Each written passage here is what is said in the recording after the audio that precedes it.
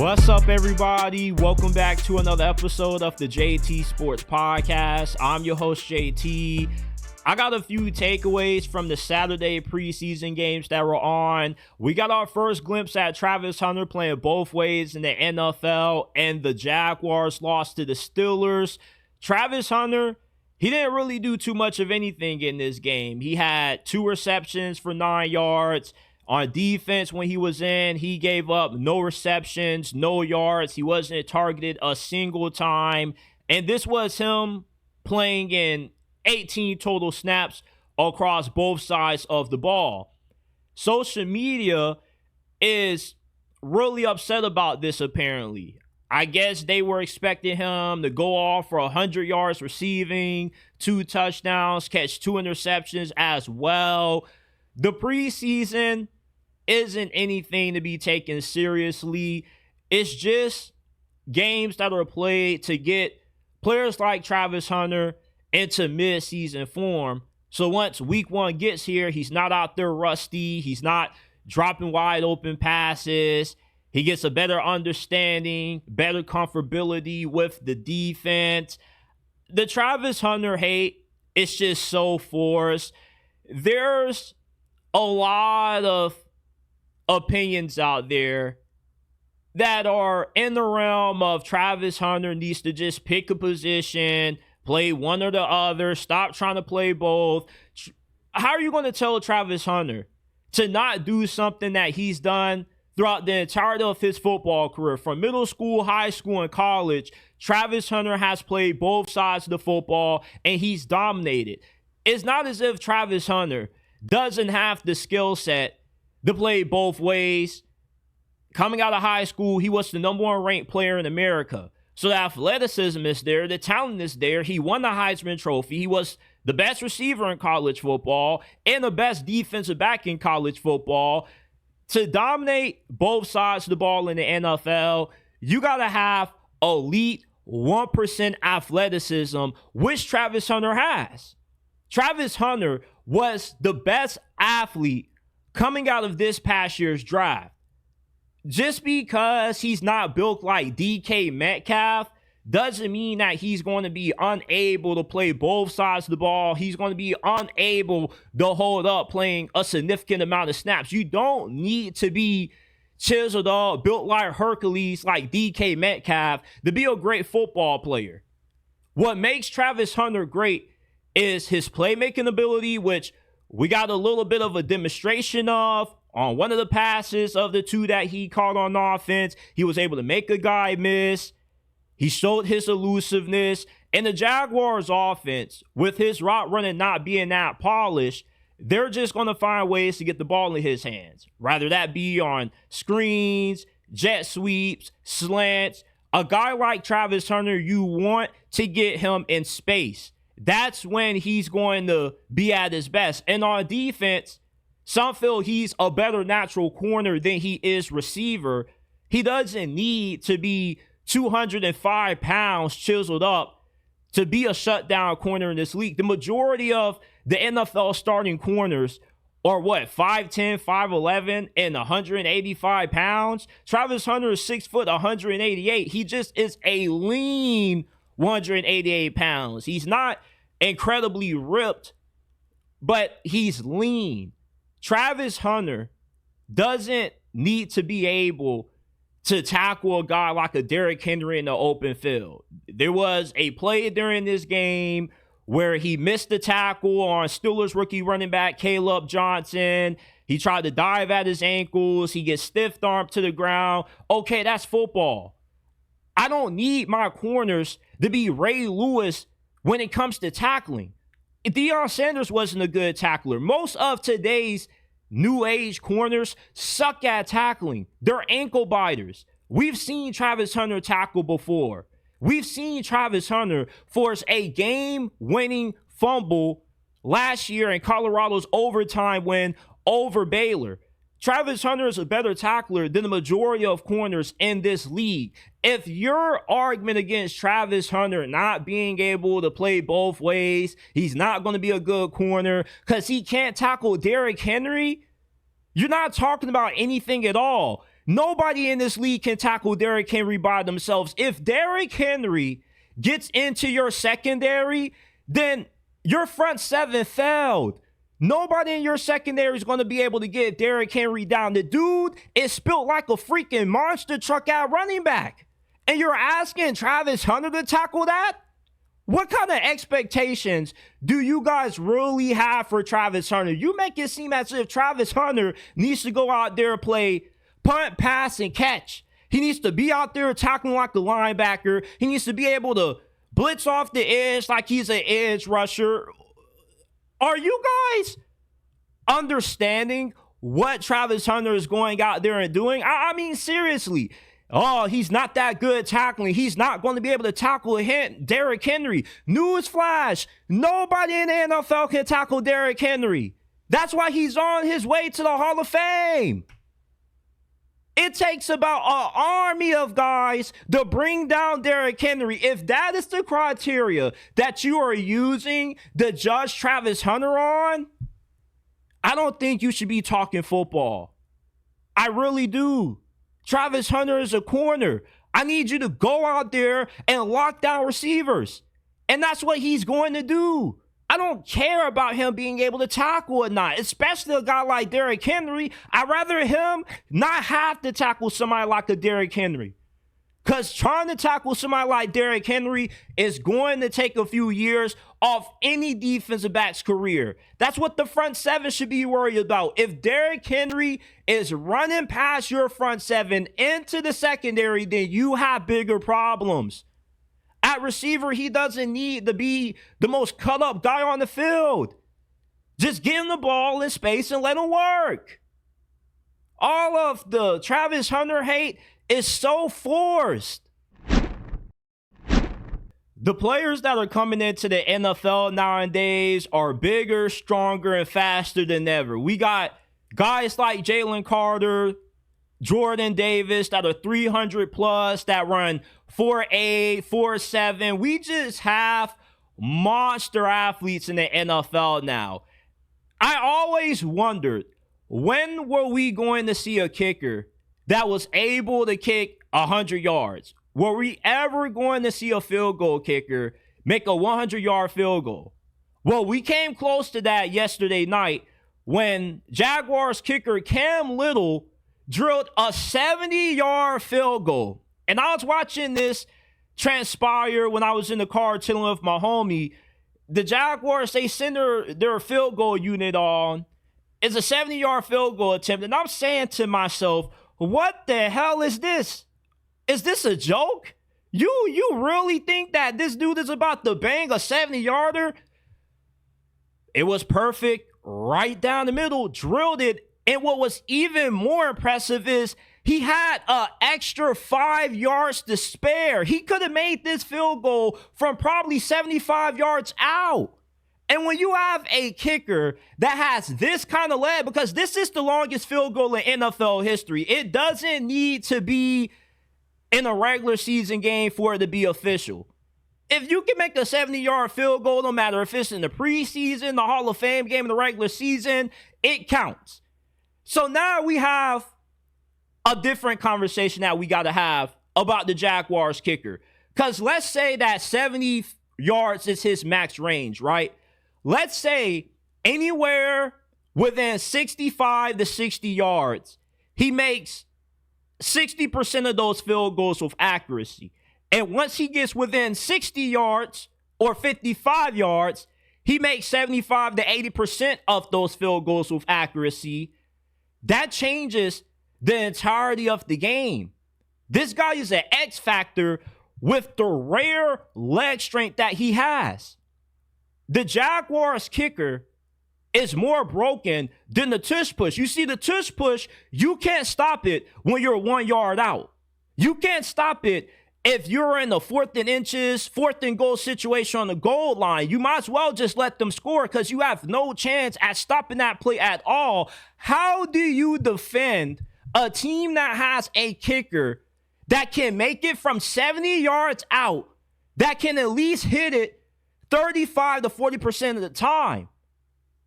There's no way you really can. It's broken. I was saying to myself, when Cam Little made this 70-yard field goal, the NFL has to do something about this. The NFL has to ban Cam Little because the Jaguars have an unfair advantage.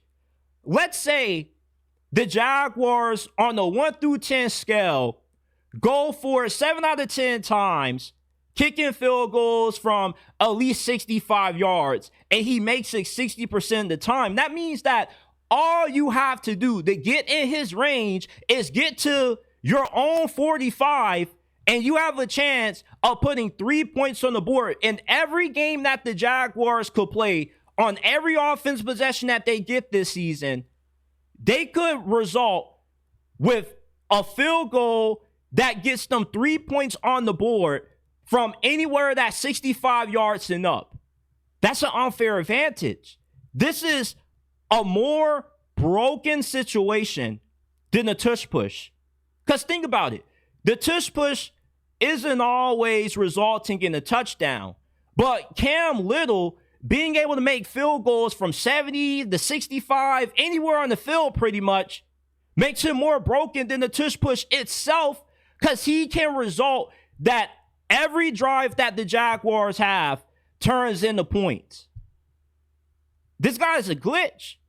And I was always asking myself, when will we going to see a kicker that was able to make it from this range? Because with athletes getting bigger, stronger, and faster than ever, you have to think the same will go for kickers, right?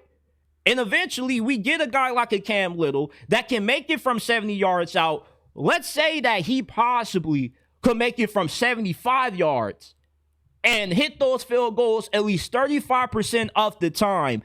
How often should the Jaguars go for it? If you make it, that's 3 points from the board. But if he misses it, then you just gave your opponent great field position. Does the risk outweigh the reward? In a situation like this, it does, because not only did he bang this 70-yard field goal up through the middle of the uprights with a few more yards to spare, but he also made a 52-yarder as well. So this dude is just automatic. This may be the greatest kicker in NFL history that the Jaguars have in their hands, in Cam Little. To make a 90-yard field goal in the preseason, that counts to me. One thing about field goals that I really don't understand is how if a guy makes it from this amount of range, how does it not count? How is it not official? Why does it have to be in the regular season for this to be official? A field goal is a field goal. No matter what happens, we all are going to remember Cam Little banging this 70-yard field goal. Nobody forgets anybody that makes it from this kind of range. I picked Cam Little up on all of my fantasy teams. This guy is more broken than the tush push, guys, is what I'm trying to tell you. If you thought that the tush push needed to be banned, you don't know anything about the Jaguars kicker, because he needs to be banned. Literally, the Jaguars, every possession should be able to put 3 points on the board with this kind of leg that Cam Little possesses. This is a generational kicker. If that's even a term, you know how they say there's generational quarterbacks, there's generational pass rushers. Cam Little for the Jaguars is a generational kicker. To make it from 70 yards out, no botch snap, it doesn't get blocked, it's just perfect split through the uprights of the middle. We have a problem, people. We have a problem. Where do you even find a kicker with this kind of leg, this kind of accuracy? Normally, when a kicker has to make it from this kind of range, it's selling either wide left, wide right. It's not even close. I couldn't even believe what I just watched. I still keep asking myself, was this real or was this AI generated? It is unfathomable to think of kickers now being able to make it from 70 yards out. This is more broken than the tush push, because the Jaguars could score 3 points every possession, literally. I mean, all you got to do is get to the 40 to 45-yard line, and you're within his range. If you don't bring the ball out and it results in the touchback, you're already at the 35. I mean, this guy is broken. He literally is. I think the NFL has to do something about this. I think the NFL might have to step in and drug test him. And if he doesn't pass, he has to get banned. If you thought the tush push was a problem, Cam Little is about to become an even bigger problem. Calvin Ridley has always been one of the most talented receivers in the NFL, but has never received the respect that he deserves for how good he is. If you are talking about one of the 5 most talented receivers in the NFL, if you are to rank your top 5 receivers just based off talent alone, route running, their ability to create separation, what they can do after the catch, Calvin Ridley would be in that discussion. He's the most gifted all-around receiver in the league in terms of just being the complete package with the kind of skill set that he possesses. He's a smooth operator. He had a 1,000-yard season with Trevor Lawrence as his quarterback. He had a 1,000-yard season last year in Tennessee with Mason Rudolph and Will Levis. Now you give him an actual real quarterback and Cam Ward, who has an absolute RPG for an arm. Calvin Ridley could become a household name again. Calvin Ridley could have the same thing happen to him that Terry McLaurin had when he got Jaden Daniels. You see, for years, Terry McLaurin was always a really good receiver. But nobody from a national standpoint knew how good Terry McLaurin truly was until he got Jaden Daniels. Same thing goes for Calvin Ridley. Calvin Ridley getting Cam Ward could put him in the conversation for being a top 5 receiver by the end of this year, because he already has a top 5 receiver skill set. You give him Cam Ward, who already was force-feeding him the ball the other night. Cam Ward had 67 passing yards, and the Titans lost to the Buccaneers in the preseason. When he was in, 50 out of 67 of those yards came from him throwing to Calvin Ridley. Calvin Ridley, don't be shocked if he goes for 1,500 receiving yards this year, catches like 12, 14 touchdowns, ends up being in a conversation to win the Triple Crown now that he has Cam Ward. Cam Ward and Calvin Ridley should easily become one of the best quarterback receiver duos in the league. Calvin Ridley, for so many years, when you ask some of the best receivers in the league to rank their top 5, either they have Calvin Ridley in it or they make sure to mention him when it comes to their honorable mention. This is a really good receiver. He had a year that he had to miss due to a gambling situation that happened, which resulted in him ultimately getting traded from Atlanta to Jacksonville. But the only time he played with a good quarterback was with Matt Ryan. And this was a Matt Ryan that was on the tail end of his career. Cam Ward is going to enter the league and be a top 10 quarterback. When you look at Cam Ward, you just see the confidence oozing through the screen with how he throws the football. I don't know if it's his release, if it's the velocity that he throws the ball with, but the ball just comes out with a ton of torque and a ton of speed behind it.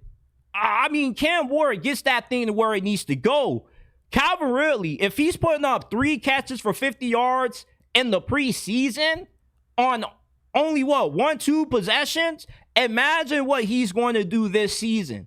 When you have a great quarterback, it makes guys go from underrated to household names. Think about some of the best receivers that have ever played in the NFL, from Jerry Rice, Calvin Johnson, Randy Moss. These guys were household names when they had great quarterback play. When DeAndre Hopkins got Deshaun Watson, that's when everybody realized how much of a monster he was. This was a guy that was putting up 1,000-yard seasons with Brock Osweiler and Tom Savage throwing him the football. It's disgusting what Cam Ward and Calvin Ridley are in the kitchen cooking up for this upcoming season. Because Calvin Ridley already has been one of the best receivers in the league for at least the last 2-3 years. He just doesn't get mentioned in those conversations like some of the best, like Jay Jetta, Shamar Chase, and A.J. Brown, because nobody's watching the Tennessee Titans, so you don't know how good Calvin Ridley, how talented Calvin Ridley is. But if you look at the advanced analytics, all of the advanced analytics show you that Calvin Ridley is elite at pretty much everything that he does. This is the full package. When you have a vet that's savvy like a Calvin Ridley, it helps a guy like Cam Ward have a great rookie season. When you have somebody that just is inept at getting open, Cam Ward's going to find you. Cam Ward, when he got to Miami, he changed the trajectory of that program. As a Miami fan, before Cam Ward got there, life was miserable. Then all of a sudden, Cam Ward arrives to South Florida, and Miami has one of their best seasons in over 2 decades. He puts everybody on the map. Look at Xavier Restrepo. He's on the Titans because of Cam Ward. Cam Ward is that kind of player that he elevates everybody that he's playing with.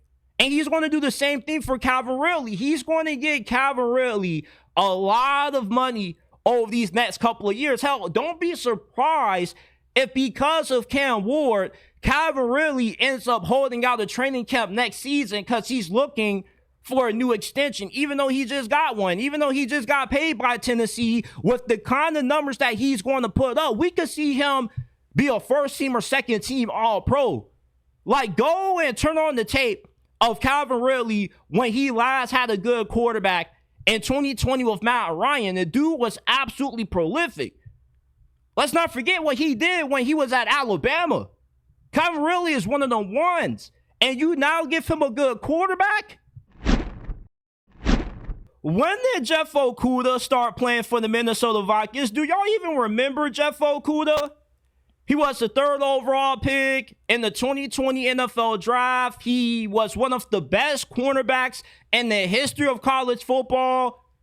Be honest, how many of y'all thought that Jeff Okudah was going to be a bust? And I want you to be honest, because there's only one person I knew that called Jeff Okudah not working out in the NFL, and that was my guy Luke G, who's a Detroit Lions fan.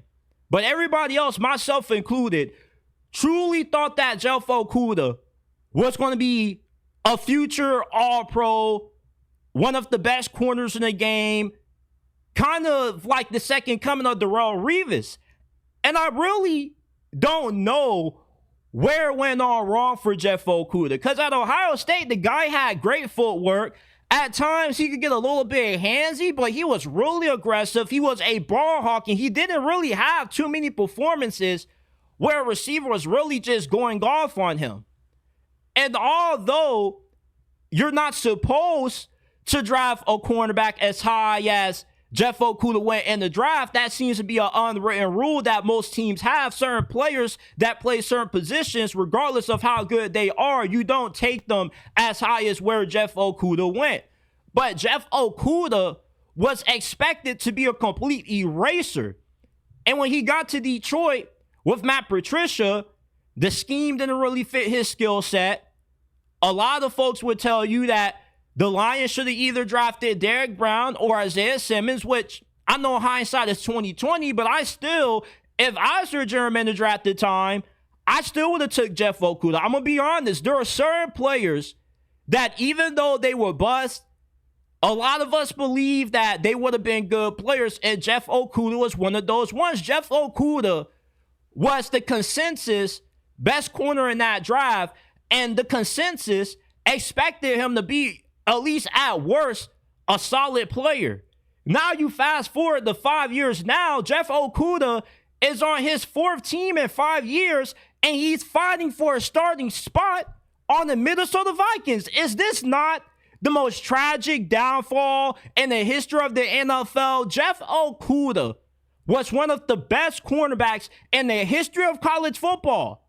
Literally, Jeff Okudah was so great at Ohio State, it was kind of unimaginable to see his NFL career playing out the way that it has. Now, how has his career gotten to this point where he's fighting for a starting job on the Minnesota Vikings, where I saw him with the second team defense in the Vikings preseason game against the Houston Texans? Injuries have played a major part. It's hard to bounce back when you've had the amount of injuries that Jeff Okudah has had to go through. Another thing is, it is sometimes about where you go, the certain scheme that you're in. When Darrelle Revis left the New York Jets and he went to Tampa Bay, he had some of the worst, if not the worst season of his career, because he was playing in the Tampa 2 defense that Lovie Smith was recognized worldwide for, and it just wasn't a good fit for his play style. Darrelle Revis has always been an elite man-to-man press corner, but you put him in a primarily zone-based defense, you neutralize what made him great, what made his skill set so unique. Then he leaves Tampa Bay, he goes to the Patriots, and he ends up resulting 80%, 90% back to his old form. And I believe he won a Super Bowl with New England as well, because Bill Belichick runs a lot of man coverage. Jeff Okudah has always been a really physical, really aggressive man press corner, similar to what Darrelle Revis is in a sense in terms of his playing style. So with him being one of those incredibly handsy, incredibly physical corners in college football, they don't really call pass interference as much as what they do in the NFL.